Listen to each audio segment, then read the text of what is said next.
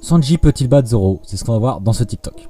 On va les juger sur 4 caractéristiques différentes, à savoir le physique, la vitesse, leur haki et leur résistance. Pour ce qui est du physique, on va pas se mentir, je pense que Zoro dépasse largement Sanji car Zoro peut tout simplement soulever des haltères d'1 tonne avec ses pouces. Donc pour ce point là, il ira à Zoro. Pour ce qui est de la vitesse, Oda a décrit Sanji comme étant le deuxième Nakama le plus rapide de l'équipage, juste après Brook. Et il l'est encore plus depuis l'arc de Wano. Le point revient donc à Sanji. Pour ce qui est des haki, Sanji en possède 2, celui de l'armement et celui de l'observation qu'il possède quasiment à la perfection. Malheureusement pour lui, on apprend sur l'arc de Wano que Zoro possède les 3 formes, ajoutant donc le haki des rois à ses capacités. Le point revient donc à Zoro. Pour ce qui est de la résistance, tout le monde serait d'accord pour mettre le point à Zoro. Mais notons tout de même que Sanji a encaissé une attaque des nerfs de plein fouet sans broncher, même s'il tombe KO juste après.